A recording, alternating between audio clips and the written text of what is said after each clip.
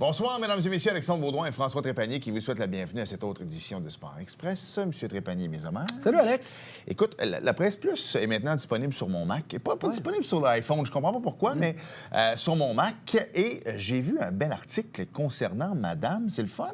Ben écoute, on parlait que le Québec est rendu la capitale mondiale du plongeon de haut vol. Alors, félicitations à Lisanne Richard, bien sûr, parce qu'on l'a nommé, on l'a cité dans l'article, comme quoi c'est à cause d'elle que ce sport-là est rendu en effervescence partout à travers le monde. Elle a été la pionnière au Canada. Ouais. Alors, je tenais à la féliciter. Richard, notre ami ici de la télévision, l'a félicité sur Facebook et elle a répondu « Merci, mon maquilleur préféré ». Ah, ben oui, c'est vrai que Richard qui n'a pas besoin de maquillage cette semaine, qui revient de la République dominicaine. Le petit bonzé. Et je peux vous dire qu'il s'est amusé pas à peu près. Oui. Ah, là, il veut... J'ai demandé avant le show, je dis, est-ce que c'est le genre de truc que tu aimerais faire annuellement? Parce que c'est M. Floride, lui, en temps normal. Oui. Ah, il dit, j'ai l'intention de le faire plus qu'une fois. Il va y avoir de la petite danse là-bas, je pense. Oh, j'aime ça. On va peut-être lui envoyer William Julien pour lui montrer des pas de danse. Ou Daniel Suarez. Oui, aussi. Bon show cette semaine. Absolument. On parle de hockey senior, de la Ligue senior élite du Richelieu avec Mario Duquette qui est avec nous. Bienvenue à Sport Express.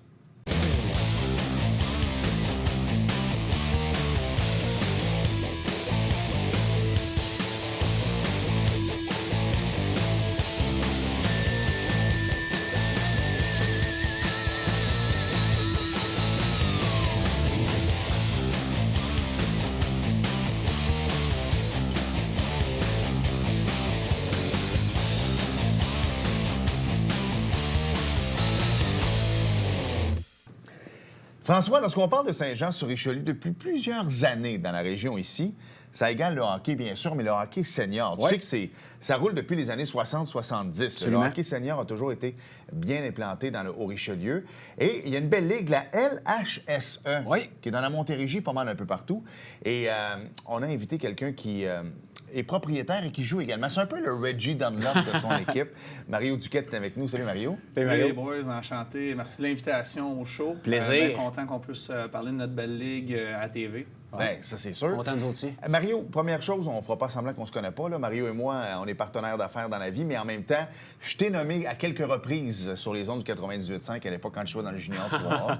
Mais ceci dit, j'ai dit Junior 3, tu as joué dans le Junior majeur également, mais là, hockey, pour toi, ça fait longtemps, là. Oui, ça fait longtemps que je joue au hockey. On s'entend commencer à jouer à 5 ans dans les Timbits, après ça, fait du novice. Je ne jouais jamais dans les grosses catégories. Je me fais tout le temps couper, puis l'année d'après, je jouais dans la grosse catégorie. À un moment donné, il y a eu un déclic. J'étais un joueur d'attaque. Je suis devenu défenseur dans le bantam. J'avais un coach qui me disait « Mario, tu mesures 6 et 3, tu n'as pas assez de mains, va donc jouer à la défense, va apprendre à jouer à la défense, puis je te promets que tu vas au moins jouer Junior 3 dans ta vie. » J'ai pris le conseil, j'ai dit « OK, on va aller l'essayer. » Et nous, je me faisais tout le temps couper dans le 2A. On l'a essayé. Après ça, on a déménagé, ma famille a déménagé à Charleboine, dans le bout de Sainte-Catherine. J'ai joué Midget Espoir là-bas. Après ça, j'ai été jouer juvénile à Magdeleine.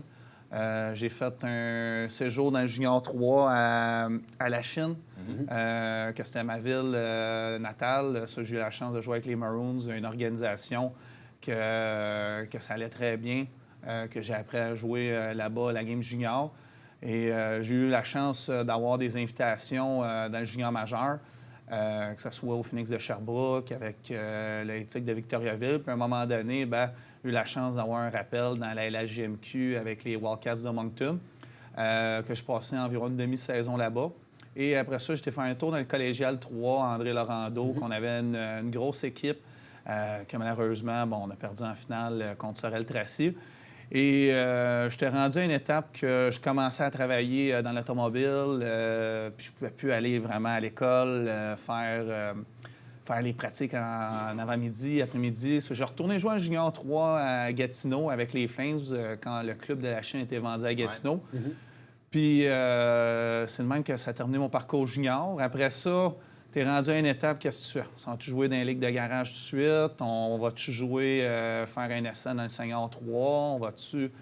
c'est quoi la décision? Puis j'ai pris la décision d'aller faire un tour dans la LHSR qui s'appelle maintenant la LHSE. Ligue de hockey senior du Richelieu. Oui, Ligue de hockey senior du Richelieu. J'avais été joué à Marieville, qu'on a quand même eu des bonnes saisons.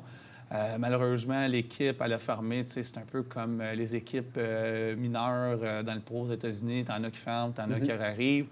On a passé 2 saisons là-bas. Après ça, j'ai été jouer à Waterloo avec les Maroons de Waterloo, qui était une équipe d'expansion. Encore là, on a eu quand même une bonne année. Là, je venais de déménager dans le bout de Valleyfields. Le voyagement avait comme plus de sens pour moi, faire 1h45 de route pour aller jouer là. J'ai fait un séjour de 4 saisons en Ontario dans la Eastern Ontario Senior Hockey League. C'était une belle ligue, une ligue avec quand même qui est passée assez rapidement de 4 équipes à 15 équipes là. Et là, j'étais rendu à une autre étape. J'avais le goût de jouer avec mes chums du junior, des gars on a joué ensemble le junior, qui ont été joués un peu pro partout aux États-Unis, en Europe. Et j'ai tout le temps, avec les concessionnaires, j'étais habitué à toucher à la gestion. Ouais. Puis je me suis dit, pourquoi je ne me partirais pas à un club? Ça me tournait dans la tête depuis 2019, mais c'est quand même niveau financier. Il faut que tu trouves des commanditaires, il faut que tu trouves du staff, un coaching staff, des bénévoles au niveau de la sécurité. Ça devient un deuxième job à temps plein, on ne se cachera pas. Ça devient un deuxième job à temps plein, puis je peux te le dire, ce projet-là, ça m'a pris beaucoup de mon temps. J'en ai même un peu délaissé la business d'automobile pendant le printemps et l'été passé pour pouvoir mettre ça en selle, puis que ça ne soit pas un feu de paille qu'on puisse faire de quoi de bon à Mercier. Et on a décidé d'aller dans la HSA, qu'on a amené quand même des bons joueurs de hockey, puis aussi, moi, je continue à jouer. Puis je suis content de continuer à jouer parce qu'en Ontario, je n'étais plus au sommet de ma forme. J'avais quand même pris pas mal de poids. Puis je me suis dit, OK, je ne mets pas un club de hockey, je ne peux pas arriver en overweight. Je pesais 265 livres en Ontario. J'étais un gros bonhomme. C'est parce que la Molson Canadian était bonne?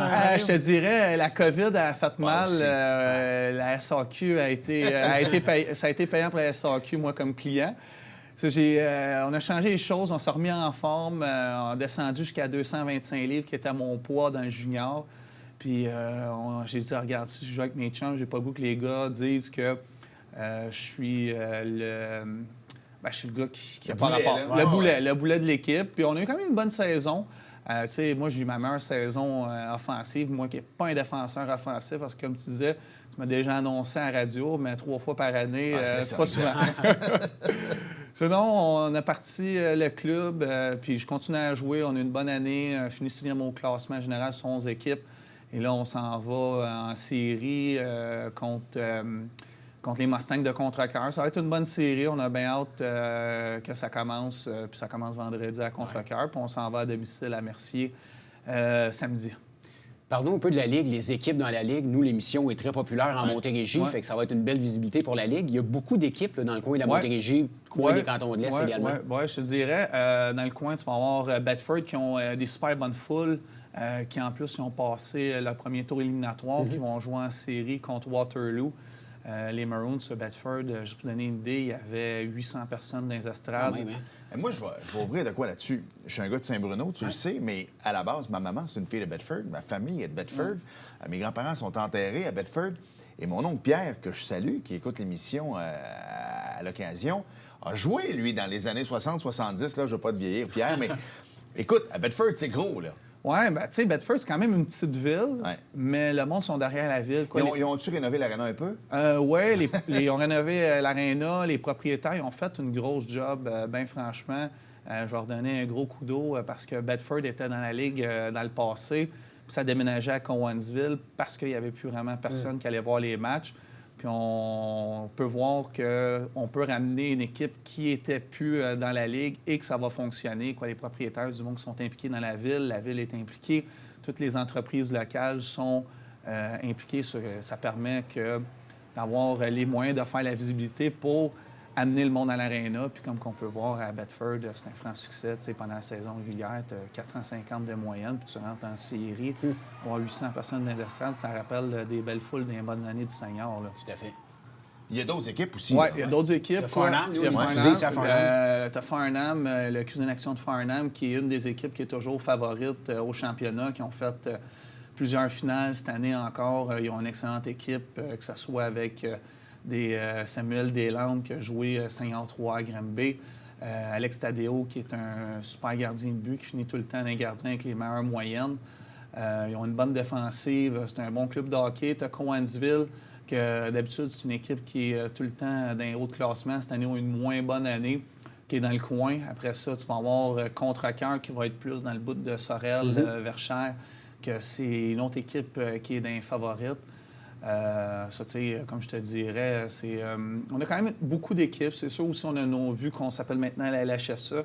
On a changé le nom, vu qu'il y a pas mal d'équipes dans le Richelieu, qu'on a rentré des équipes, que ce soit à Saint-Gabriel, les Loups avec Pierre-Luc Payette, que ça fait longtemps. Tu connais, ancien fan du Mission, Pierre-Luc, on le connaît bien, on le salue. Ben ça, PL, ça fait longtemps qu'il fait du senior. Ça doit faire au moins une quinzaine d'années qui gère des équipes à Saint-Gabriel. C'est un passionné qui est dans notre ligue, puis ça nous permet d'avoir des propriétaires solides qui connaissent le hockey senior.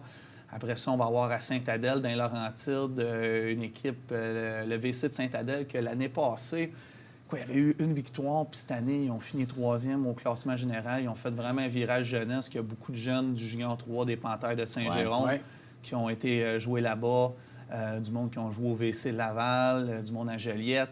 Ils ont fait une belle équipe. Puis aussi, on a un club à Montréal, que c'est un club d'expansion. On a vraiment plusieurs clubs, puis on peut finir avec Vaudreuil, qui était notre rivalité naturelle, Vaudreuil-Mercier.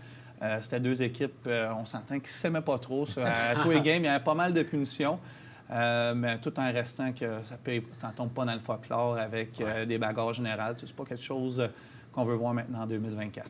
En deuxième partie, on va parler un peu du calibre de jeu. Il y a quelques joueurs bien connus aussi dans la Ligue, mais là, on vient de faire le tour un peu de la map de où se retrouvent les équipes.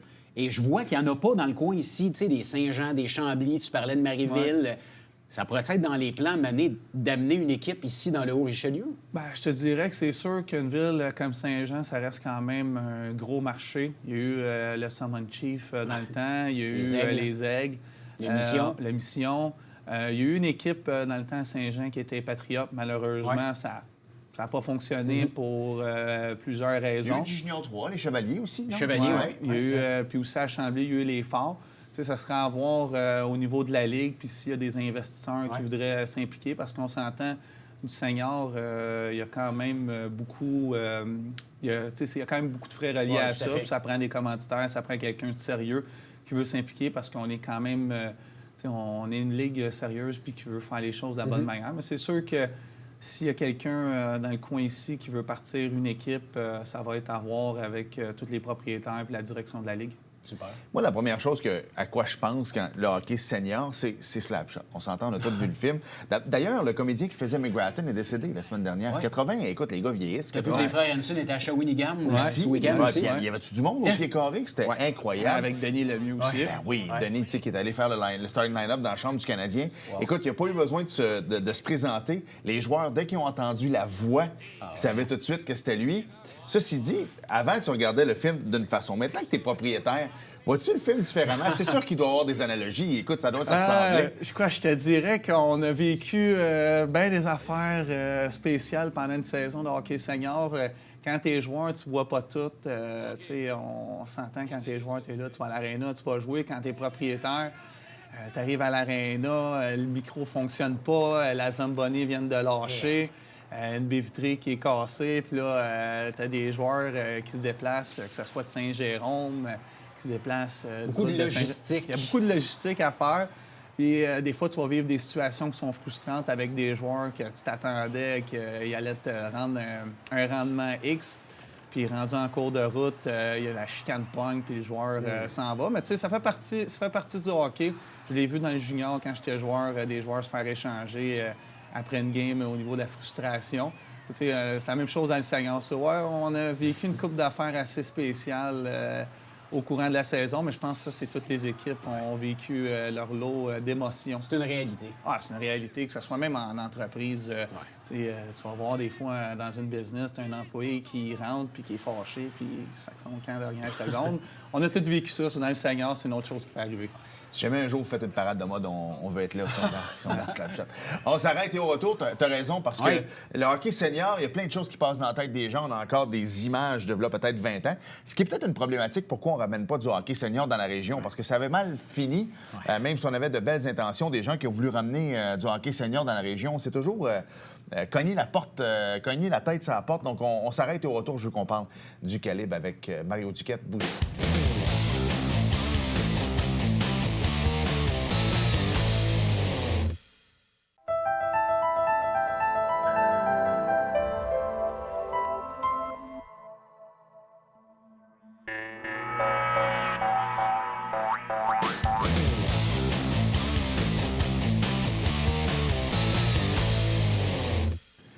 Nous sommes de retour à Sport Express. Mario, François et moi, on a connu les belles années du hockey senior dans la région, que ce soit les Aigles, après ça dans la Ligue nord-américaine de hockey avec le Mission. Mais à l'époque du Mission, on se connaissait pas encore. On se connaissait un peu. Un peu, oui. Ouais. T'étais-tu directeur de com à cette époque-là? Non. Non. Toi, t'es arrivé aux Aigles, après ça aux Summum Chiefs. Écoute, là, moi, ma femme m'a fait bien de l'argent en vendant de la bière là-bas, on va se le dire. Puis le vendredi, c'était le fun. Par contre, salutations à Claude Labelle, c'était un peu folklorique à l'époque, mais tu sais quoi? C'était dans les mœurs de la Ligue, puis c'était bien correct. C'est ce que les gens voulaient. C'est ce que les gens voulaient. Oui, parce que quand est-ce que ça s'est mis à baisser les assistances? C'est quand Steve s'est pas pointé à l'aréna, quand l'aréna était bien pleine, et à partir de là, ça a comme des... Tu sais, quand il voulait tout à fait. aller... Exact. Salutations, M. Patry. Ceci dit, la police, puis tout ça, quand tu veux ramener une équipe senior à Saint-Jean, ils ont encore en tête ce qui s'est passé il y a 20 ans. Les débordements. Les débordements. Mais on s'entend. C'est plus ça. Là. Même la Ligue nord-américaine de hockey, c'est plus ça. La Ligue nord-américaine de hockey, juste pour commencer, je pense, une générale, c'est arrivé il y a 3 ans derrière. Ouais. C'était avant la COVID. On est rendu en 2024. T'sais, c'est sûr, les bagarres, ça fait partie du hockey. C'est le seul sport qu'on peut laisser 2 personnes consentantes se battre, puis tu vas avoir 5 minutes de punition. Que ce soit même dans le senior élite. Il y a des batailles. On a des règlements aussi pour les restreindre. On a une limite de combat dans une saison. Puis pour donner un exemple, il y a une seule personne dans l'année qui s'est rendue à la limite des combats pour avoir des suspensions. T'sais, c'est vraiment du hockey. Oui, il y a des émotions, oui, il y a des bonnes mises en échec, mais des gestes disgracieux comme qu'on a pu voir dans les bonnes années, comme on dit, de 2005 à 2010 avec des Hamilton de ce monde. On n'en voit plus maintenant. Oui, il va y avoir des bonnes mises en échec. Oui, il va y avoir du brasse camarade. Mais voir des bancs se vider, que tu vas avoir 20 personnes qui vont se taper d'en face, comme qu'on a vu dans le temps, quand c'était RDS, qu'il y avait les matchs TQS, que ça pouvait durer le 20 premières minutes, ça se frappait dessus. C'est plus ça. Et nous, maintenant, dans le junior, avec les règlements qu'ils ont mis pour éliminer les bagarres, ben, il n'y en a plus de joueurs unidimensionnels qui vont rentrer dans le senior, qui sont juste là pour se battre. Et nous autres, dans la LHSE, ben, on a quand même mis des restrictions que des joueurs qui sont réputés dans le semi-pro ou même dans le senior 3 d'être juste des bagarreurs. Ben, on les accepte pas dans notre ligue parce qu'on veut s'assurer que nos joueurs s'aient protégés. Puis si il va y avoir une bataille, bien, que ça soit 2 joueurs qui sont des joueurs de hockey, puis que l'émotion monte, puis à un moment donné, il faut régler les comptes. Mais c'est vraiment ça. Tu sais, je reviens sur ce que je parlais, parce que nous, on l'a vécu de l'intérieur à l'époque. On était dans les autobus, on se promenait sur la route, puis tu sais, je salue Steve, j'aurais fait pareil, le gars voulait une carrière de MMA, puis tu sais, il est allé, puis il a poursuivi son rêve. Il l'a eu, puis il est allé jusque dans le UFC. Mais je regardais les autres qui étaient payés quand même très bien à l'époque, on va se le dire, surtout chez les Chiefs, mais qui savaient qu'eux autres, ils s'en allaient à l'abattoir. Dans le sens que, tu dans l'autobus, ils s'en allaient à Saint-Georges-de-Beauce, les gens là-bas l'attendaient, puis s'attendaient à ce qu'ils s'en fassent donner une sincère. Ça pourrait plus marcher en 2024. De toute façon, quand tu vas jouer au hockey, toi, tu travailles le lendemain de 1, mais de 2, tu n'es pas le seul dans cette situation-là. Du bon hockey, tu donnes un coup salaud, je vais arranger ton portrait, mais c'est pas ça le point, c'est pas ça le but principal. Non, puis tu sais, le but avec le hockey maintenant, aujourd'hui, c'est d'aller chercher le 2 points. On est là, ou si on a des jobs le lundi, on ne gagne pas notre vie avec le hockey. C'est un beau sideline. Un joueur, ça peut payer son voyage à Cuba à la fin de l'année, mais c'est à peu près ça. Je te dirais, dans notre ligue, c'est vraiment de quoi qu'on cherche pas. Ça, on va un voyage au Québec. Ouais, OK. On va payer le gaz à la fin de l'année si t'en restes en masse pour te rendre à Québec, prendre une chambre d'hôtel à 100$, tu vas être bien. Mais tu sais, notre ligue, c'est pas ça. Les joueurs qui sont là, ça va être des joueurs qui ont fini leur carrière junior. Puis tu sais, maintenant, dans le junior, quand on regarde la Ligue junior 3, les joueurs payent pour jouer dans le junior 3. Alors, on n'est pas comme dans mon temps, qu'on avait des joueurs, qu'il y avait des montants quand on jouait dans le Junior 3, que tu arrivais senior, ben, c'était un automatisme. OK, j'ai joué junior, j'ai fait de l'argent, m'en faire dans le senior. Maintenant, les jeunes... Il y a quelques joueurs qui ont fait bien de l'argent dans le Junior 3. Ouais, il y en a qui en ont fait de la grosse argent. Ouais. Dans mon temps, là, il y en a du monde qui ont fait de la belle argent. Je salue les Montagnards de Saint-Agathe qui sont plus là. Écoute, moi, je connais un joueur, on va taire le nom, vous allez pouvoir aller sur Hockey DB, qui jouait à l'Océanique de Rimouski, qui est allé jouer dans le Junior 3 parce que c'était pas mal plus payant, puis le gars jouait dans le Junior majeur. Oui, c'est ça. On s'entend là-dessus que notre ligue, c'est pas ça qu'on cherche. On cherche des joueurs qui veulent venir jouer pour les bonnes raisons. Aussi, si on commencerait à payer tous les joueurs, on commencerait à avoir des payrolls, bien, toutes les équipes fermeraient. Là. On en a vu des ligues seniors qui ont roulé pendant 2 ans, 3 ans, puis que là, les joueurs ils ont des demandes. OK, je veux avoir ci, je veux avoir ça, je veux des hockey, je veux de l'argent, je veux mes lunchs payés. Que tu te ramasses qu'au bout du compte, ta ligue, elle ne peut pas survivre. Tu sais, notre ligue, ça fait quand même la 19e saison qu'on est là. On s'en va sur notre 20e l'année prochaine parce que la direction de la Ligue a pris les bonnes décisions pour garder la Ligue vivante. Et le calibre de jeu continue à monter parce que le monde veut venir jouer dans notre Ligue. Ils viennent pour les bonnes raisons, pour donner un spectacle, pour jouer avec tes coéquipiers, puis aller chercher la victoire. Puis on a tous le même objectif, au bout du compte, c'est de gagner la Coupe. Ouais. Parle-nous du calibre de jeu, un peu les joueurs. Tu sais, je voyais des Sherbatov qui jouent dans ces ligues-là, tu sais, qui a joué dans la Ligue nord-américaine, qui a joué en Europe. C'est pas des pieds de céleri qui jouent dans votre ligue, là? Non, je te dirais maintenant, les gars qui ont joué Junior 2A dans le temps, ça ressemblait aux joueurs de notre ligue. Maintenant, si tu n'as pas joué minimum Junior 3, collégial 3, faire ta place dans notre ligue, là, c'est quasiment impossible. Là. On a plusieurs anciens de la LHJMQ, fini leur stage junior, qui vont aller à l'école, puis qui sont pas prêts à aller faire le voyagement pour aller jouer dans les ligues Senior 3 ou dans la Ligue nord-américaine, qui vont venir jouer dans notre ligue. On va avoir des joueurs qui ont eu des bonnes carrières professionnelles, qu'on peut penser à Jean-Michel Daou, qui a joué plusieurs saisons dans la Ligue américaine, qui a joué dans la Ligue nord-américaine juste l'année passée à Laval. On a un joueur comme Francis Charette, qui est connu dans le coin à Saint-Jean. Tout un joueur de hockey, 9e meilleur pointeur de l'histoire du semi-pro, qui est revenu dans notre ligue, qui avait fait un tour en 2017 à Saint-Hubert, puis maintenant il joue à Waterloo. Sherbatov, comme tu en parlais, à Waterloo. Chez nous, on a un gars comme Nicolas Thibodeau qui a joué 10 saisons en Suisse, Division 1 et Division 2. On a vraiment des excellents joueurs, puis toutes les équipes sont capables d'aller chercher des joueurs de leur coin qui ont eu des excellentes carrières de hockey, qui veulent venir jouer dans notre ligue rendu à un certain âge. Tu viens me chercher avec ça, c'était une de mes questions par rapport... Est-ce qu'il y a un repêchage? Est-ce que ça marche par territoire? Dans le temps, on avait des territoires, on les a enlevés. On va vraiment, après une certaine date, on va fermer les transactions, on va fermer les signatures. Et rendu à l'AGA qui se passe en mai-juin, là, les joueurs autonomes vont réouvrir. Alors, c'est vraiment... Ça peut marcher avec les contacts aussi. Ça marche avec les contacts. Tu sais, moi, personnellement, les joueurs, là, je vais les chercher avec mes contacts. Je ne vais pas commencer à appeler du monde que je connais pas. Si je vois aller, OK, tel joueur que je connais tel joueur, ben, peux-tu me faire le premier contact? Je vais aller le contacter après. Et ça m'a permis d'aller chercher des gars comme Thibodeau, Jérémy Janto, qui a fait plusieurs années en Europe, qui a joué junior majeur, qui a joué semi-pro à Laval. Guillaume McSween, qui vient juste de revenir de 8 ans en France, qui a gagné la Coupe du Président à Rimouski, qui est rendu chez nous. Un gardien comme Adam Rousseau à Vaudreuil. Il a joué ici à Saint-Jean. Exact. Il a joué à Saint-Jean. Il a pas été aux années. En tout cas, Team Italie, quelque chose? Oui, il a fait Team Italie, il a joué à Batters, il a fait quand même une belle carrière. On a des joueurs qui viennent dans notre ligue, puis je suis sûr et certain que j'en oublie, qui font que notre ligue s'améliore d'année en année, notre calibre de jeu. Il va en avoir d'autres, Il va en avoir d'autres les prochaines années parce que nous autres, qu'est-ce qu'on offre dans notre ligue?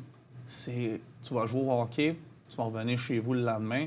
Tu n'auras pas à faire 4, 5 heures, 6 heures de route, que des joueurs maintenant, ils sont tannés. Il y en a... surtout que ces gars-là que tu parles, on fait de l'autobus pas mal. Il n'y a personne qui a joué dans la Ligue nationale, ou du moins un jour, je vous le souhaite. Donc, ce que je veux dire, c'est que c'est des gars d'autobus. À un moment donné, quand tu arrives en bas, puis tu refais de l'autobus, c'est là qu'ils disent, regarde, peux-tu prendre mon char? J'ai pas envie d'aller jouer aux 4 places. Ça n'existe plus, mais j'ai plus envie d'aller jouer là. Moi, j'ai envie d'un bon calibre. Je pars à 3 h l'après-midi, j'embrasse mes enfants, puis quand j'arrive à la maison, 11h30, minuit, je leur donne un bisou dans leur lit, puis on se revoit le dimanche matin. C'est ça que les gars cherchent. C'est ça que les gars cherchent. Les gars veulent jouer encore dans un bon calibre. Ils veulent jouer dans une ligue qui est structurée, qu'il y a du monde qui vient aux arénas. Puis ils veulent pas faire le voyagement. Tu sais, faire 2-3 heures de char pour aller jouer au hockey quand tu peux jouer dans un calibre qui est sensiblement le même. Parce qu'on parle du Seigneur 3, mais notre ligue, c'est pas tant plus bas que le Seigneur 3. Tu ferais un match des étoiles, mettons, là, puis tu leur donnerais... Si on se ferait une équipe d'étoiles, c'est sûr et certain, avec les joueurs comme qu'on aimait, Charrette, Cherbatov, un gars comme Gregory Gibson qui a été nommé au Wabi Baker l'année de Jack Eichel. T'sais, on a quand même on a des excellents joueurs dans notre ligue. Là. On serait pas inquiet. Hey, Mario, il reste plus de temps, mais on va te laisser un 30 secondes de plus parce qu'on va inviter les gens. C'est les séries présentement. Oui. Je vous invite tout le monde qui regarde l'émission à aller voir les séries soit que vous venez à Mercier, que vous allez à Contrecœur, Bedford, Waterloo, Farnham. Vous êtes du coin, profitez-en. Allez voir du beau hockey senior. C'est seulement 10 $ pour voir de l'excellent hockey. Ça vaut la peine. Puis vos enfants en bas de 12 ans, c'est 3 $. C'est quasiment donné. Vous aimez ça. Merci pour ta passion. Merci, Mario. On continue à œuvrer dans le hockey senior. On s'arrête et au retour. As-tu vu la fin de course en NASCAR? Écoute. Moi, je l'ai vu. J'ai même appelé Richard. Bougez pas.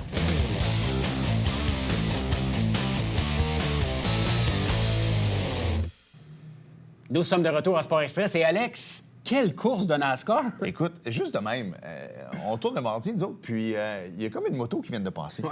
Je vais mettre mes lunettes. Aux dernières nouvelles, on est juste le 27. Ouais.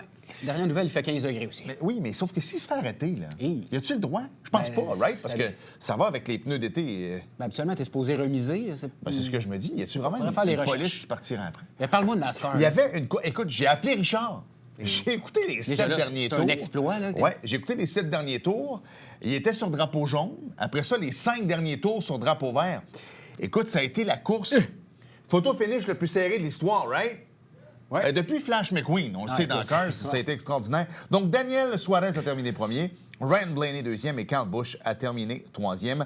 Austin Cindric et Bubba Wallace terminent Austin Cindric. le top 5. Oui, monsieur, lui, il est bien connu dans sa famille. La prochaine course, c'est le Pennzoil 400 en direct de Las Vegas, Oh yeah! baby. Merci, François. Merci, Alex. Merci à vous d'avoir été là. Salut. Et à la semaine prochaine. Bye.